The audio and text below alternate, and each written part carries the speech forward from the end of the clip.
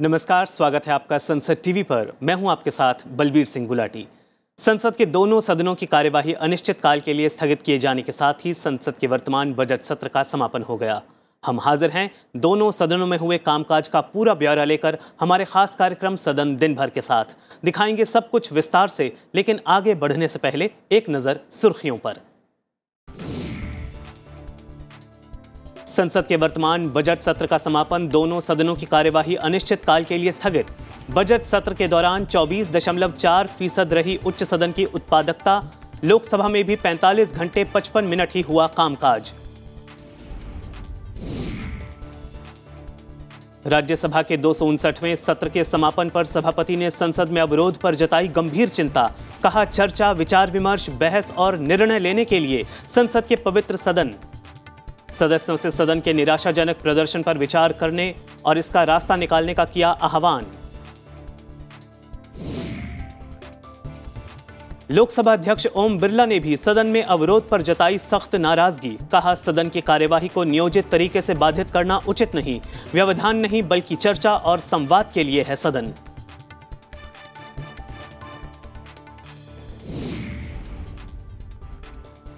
सदन दिन भर में सबसे पहले बात राज्यसभा की कार्यवाही से जुड़ी खबरों की।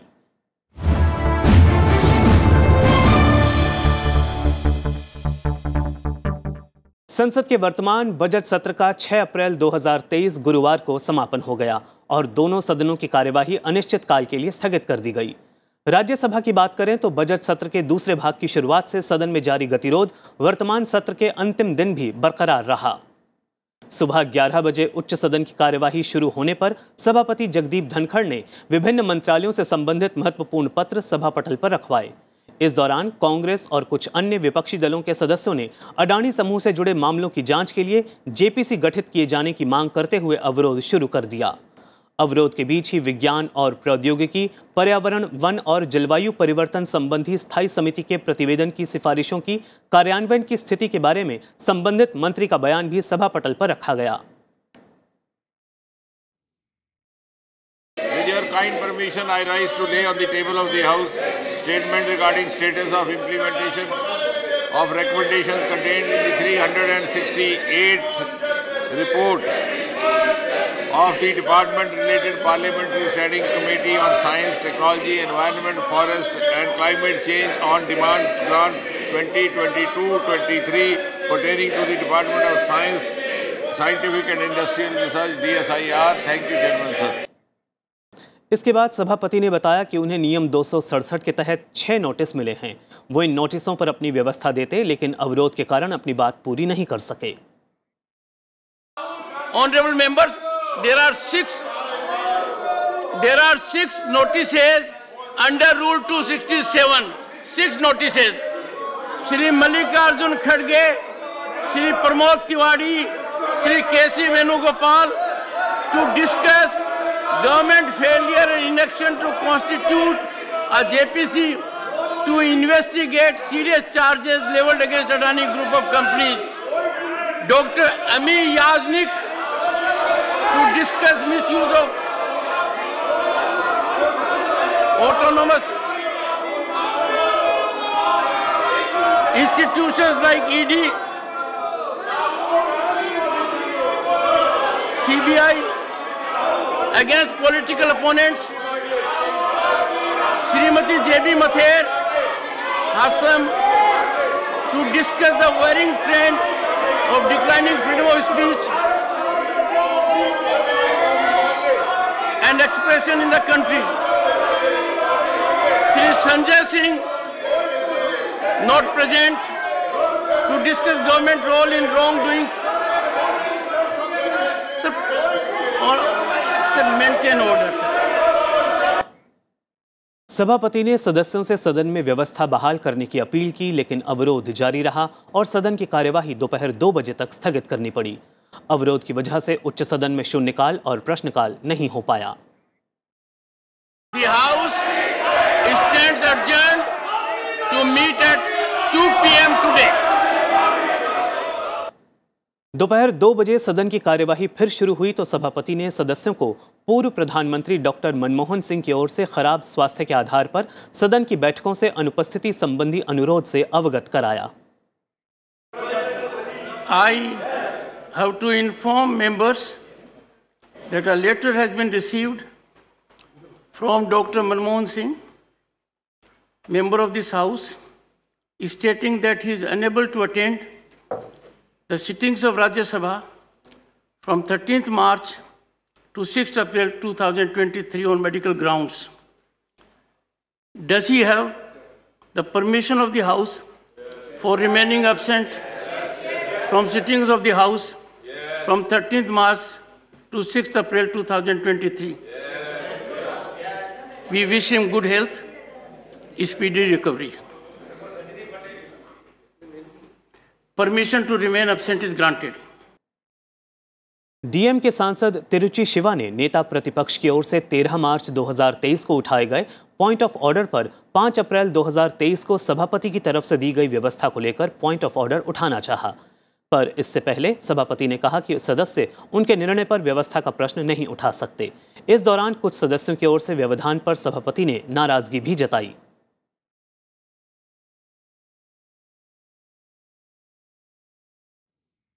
Honorable members, I do not have an agent in the House who will tell me allow this one to speak and not to speak. This is not a wholesome practice.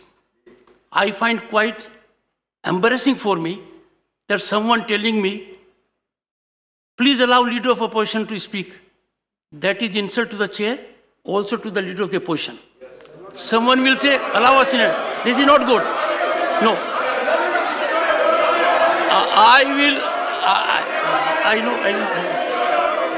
I know. Take your seat. I am talking only to adopt legally sound, rational approach. Every member in the House is entitled to audience as per rules, and he or she does not need any recommendation or support from anyone. One second. Anyone. If anyone were to indicate to me that please allow Mr. Tiruchi Shiva to speak, he is doing two things. An insult to the stature which Tiruchi Shiva has, that on his own he cannot handle it. And secondly, that I can be so persuaded by someone else. Mr. Tiruchi Shiva, before you speak, crystallize your point of order with respect to a rule. Spell out a rule and indicate. बाद में उन्होंने DM के सांसद तिरुचि शिवा और कांग्रेस के शक्ति सिंह गोहिल को सुनने के बाद कहा कि कोई भी विषय ऐसा नहीं है जो इस सदन के दायरे के बाहर हो। हालांकि एक बार फिर अवरोध की वजह से सभापति अपनी बात पूरी नहीं कर सके। Honorable members, we must give credit to Mr. Tiruchi Shiva that he has raised issues pertaining to my decision on point of order raised by the Honorable Leader of the Opposition. And Mr. Tiruchi Shiva has said three things in particular. It has been supplemented. Can this House deliberate the conduct of any individual on this planet? And can this House deliberate any issue that arises on this planet? And can this House in particular deal with a member of Lok Sabha? These are three. I have held there is no individual on this planet or an issue which may arise anywhere on the planet. Nothing is beyond the purview of discussion of this House. Now, why I so decided? I have indicated the contours of that. Article 105 of the Constitution expressly indicates that there is... Would you take your seat? Would you take your seat? Please. Please observe silence and complete silence. So, honorable members, I have categorically held discussion of no issue is beyond the purview of this House. and I have thereby fortified your right of expression. Number one. Number two, sir, Mr. Tiruchi, you will get response to everything.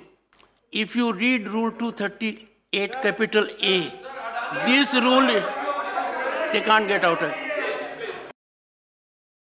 इसके बाद सभापति ने बताया कि कांग्रेस सांसद रजनी पाटिल की उच्च सदन की सदस्यता से निलंबन अवधि को विशेषाधिकार समिति की रिपोर्ट मिलने तक बढ़ा दिया गया है। 10 फरवरी को रजनी पाटिल को संसदीय विशेषाधिकार समिति की रिपोर्ट आने तक बजट सत्र की शेष अवधि के लिए निलंबित कर दिया गया था। Observations of the chair. On 10th February 2023, it was directed that Shrimati Rajni Ashok Rao Patil be suspended for the remaining part of the current session, subject to a report being made available by the Privileges Committee for the consideration of this August House. The committee in its meeting held on 27th March 2023 recommended that, I quote, Honorable Chairman Rajya Sabha may accordingly consider granting extension of time to the committee to complete its investigation and examination of the incident matter related to Srimati Rajni Ashok Rao Patil, member till the first week of ensuing monsoon session, that is 260th session of Rajya Sabha. The chairman may also consider making an announcement in this regard in the House, unquote. Taking note of the inputs from the Privileges Committee, I find it expedient, invoking Rule 266 read with Rule 256, that February 10, 2023 suspension order of Srimati Rajni Ashok Rao Patil may continue to be in force beyond the current session until the House has the benefit of the recommendation by the Privileges Committee. इसके बाद राज्यसभा के 259वें सत्र के समापन पर सभापति जगदीप धनखड़ ने संसदीय कार्यवाही में अवरोध और व्यवधान पर गहरी चिंता जताई। उन्होंने कहा कि सदन में अव्यवस्था एक नई परंपरा बनती जा रही है जो लोकतंत्र के लिए खतरनाक साबित हो रहा है। सभापति ने कहा कि यह बहुत चिंताजनक और पीड़ादायक है कि संसद में होने वाली बहस, संवाद और विचार विमर्श का स्थान व्यवधान और शोर शराबे ने ले लिया है। उन्होंने कहा कि हम लोगों की अपेक्षाओं पर खरा उतरने की आवश्यकता है। भावी पीढ़ी नारों और शोर शराबे से नहीं बल्कि राष्ट्र के विकास पथ को मजबूत करने की दिशा में हमारे द्वारा किए गए योगदानों से हमें आंकेगी। Honorable members, the 259th session of Rajya Sabha comes to a close today, albeit on note of concern. Parliament is the watchdog of democracy and people are our watchdog and supreme masters. Our primary obligation is to serve them. The hallowed precincts of Parliament are for discussion, deliberation, debate and decision for the holistic welfare of the people. How ironical this ordinary Parliament is turning out to be a new order, a new norm and decimates the sense of democracy. How worrisome and alarming paramountcy of debate, dialogue, deliberation and discussion in Parliament has yielded to disruption and disturbance.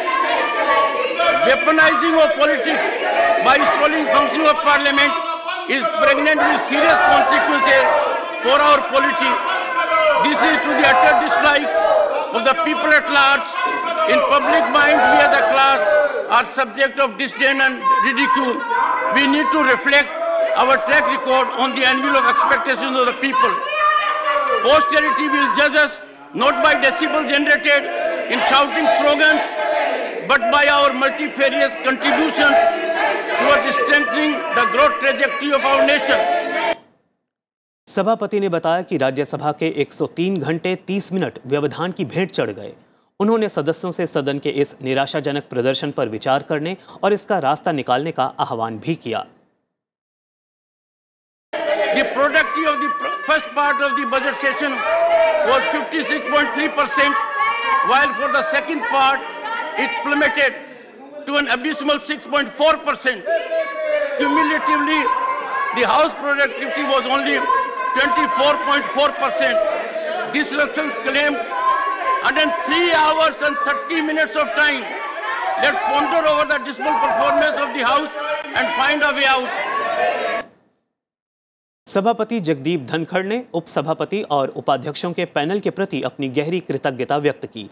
साथ ही सदन के संचालन में उनके प्रयासों के लिए महासचिव और उनके अधिकारियों की टीम को धन्यवाद दिया।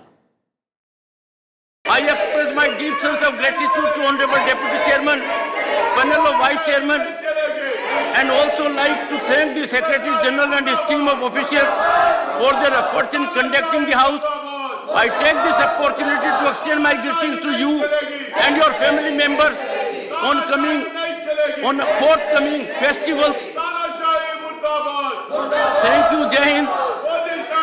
National song.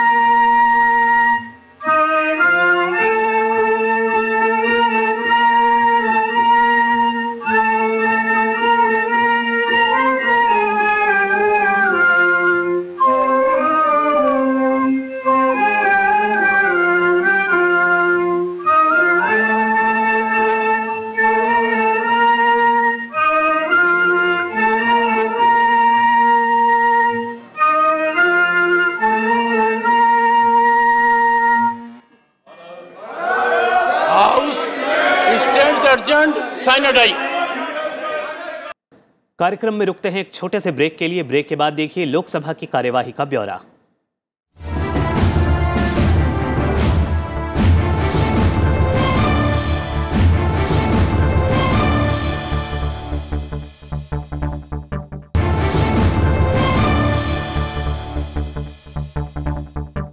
सदन दिन भर में अब बात लोकसभा की कार्यवाही से जुड़ी खबरों की।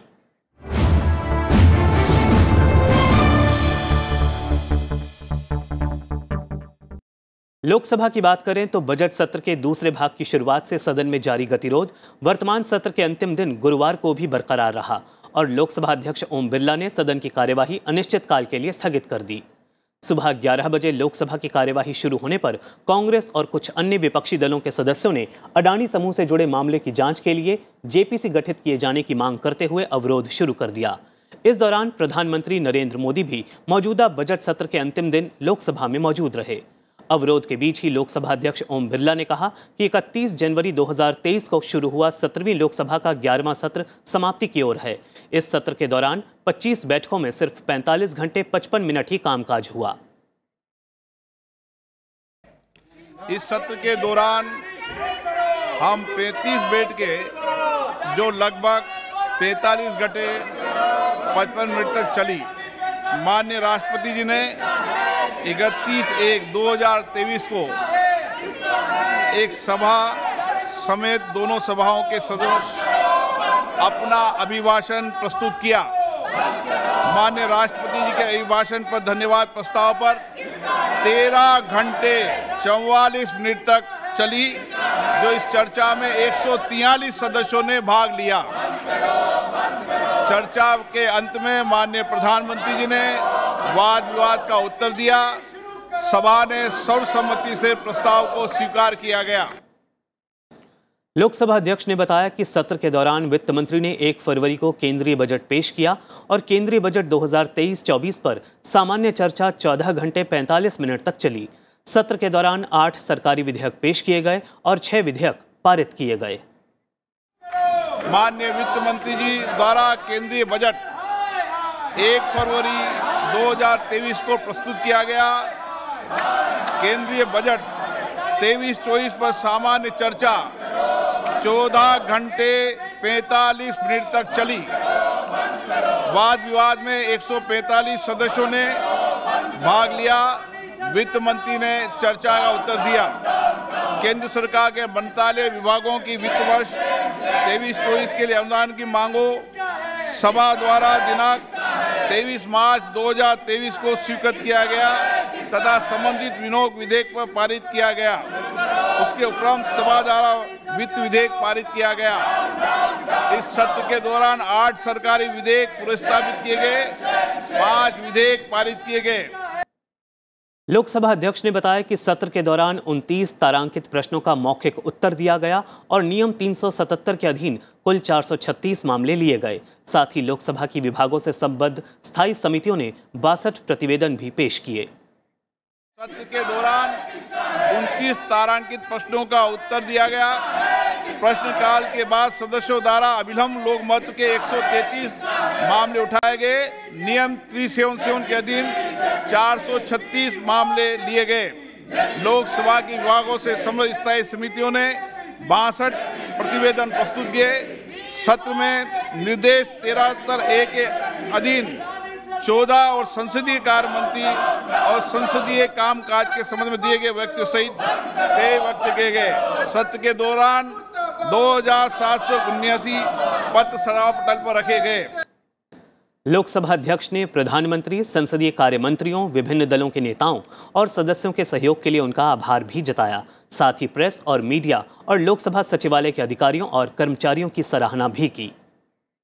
मैं सभा की कार्रवाई को पूर्ण करने में सभापति तालिका के माननीय सदस्यों को धन्यवाद देता हूं। मैं माननीय प्रधानमंत्री, संसदीय कार्य मंत्री, विभिन्न दलों के नेताओं, माननीय सदस्यों द्वारा दिए गए सहयोग के लिए अत्यधिक आभारी हूं। मैं आप सभी की ओर से प्रेस और मीडिया का भी धन्यवाद देता हूं। मैं सभा को प्रदान की गई समर्पित त्वरित सेवाओं के लिए लोकसभा सचिवालय के महासचिव और अधिकारियों कर्मचारियों को सराहना करता हूं। मैं सभा की कार्रवाई के संचालन में संबद्ध एजेंसियों और उनके द्वारा प्रदान की गई सहायता के लिए धन्यवाद देता हूं। लोकसभा अध्यक्ष ओम बिरला ने सदन में अवरोध पर सख्त नाराजगी भी जताई। उन्होंने कहा कि ये सदन व्यवधान नहीं बल्कि चर्चा और संवाद के लिए है और सदन की कार्यवाही को नियोजित तरीके से बाधित करना उचित नहीं है। माननीय सदस्यगण, सदन के अंदर जिस तरीके की गरिमा रहनी चाहिए और जो आपका आचरण व्यवहार है वह संसद के लिए, देश के लिए हितकारी नहीं है। सदन की उच्च कोटि की मर्यादा रही है, लेकिन आपका आचरण व्यवहार ठीक नहीं रहा है। सदन चर्चा संवाद के लिए मैं हर विषय पर चर्चा संवाद कराना चाहता हूं। आप बेल में आ रहे हैं, मैं फिर आपसे आग्रह कर रहा हूं कि इस तरीके से सदन की गरिमा को गिराना कतई उचित नहीं है। आप हमेशा, मैंने आपको पर्याप्त समय, पर्याप्त अवसर दिया है, देर रात्रि तक सदन चला है, लेकिन ये आपका व्यवहार ये सदन के लिए और देश की लोकतांत्रिक मर्यादाओं के लिए उचित नहीं है। ये सदन उच्च कोटि की मर्यादाओं का सदन रहा है। आप किसी विषय पर चर्चा नहीं करना चाहते, मुद्दों पर चर्चा नहीं करना चाहते, सदन की कार्रवाई को व्यवधान करते हैं, बाधित करते हैं, नियोजित तरीके से बाधित करते हैं, ये उचित नहीं है। लोकसभा अध्यक्ष ने वंदे मातरम की धुन बजाए जाने से पहले सदस्यों से अपने स्थान पर खड़े होने की अपील की और इसके बाद सदन की कार्यवाही अनिश्चित काल के लिए स्थगित कर दी। मैं अब माननीय सदस्यों से आग्रह करूंगा कि वो वंदे मातरम की धुन के लिए अपने स्थान पर खड़े हों।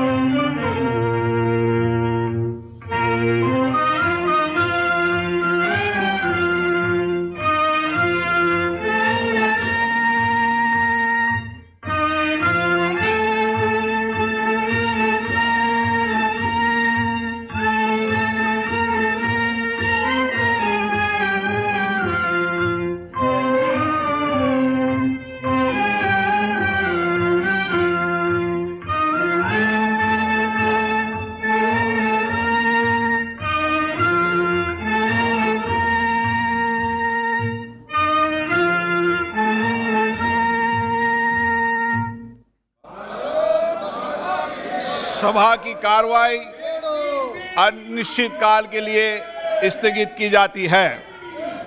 सदन दिन भर में आज के लिए बस इतना ही। मुझे दीजिए इजाजत और आप देखते रहिए संसद टीवी। नमस्कार।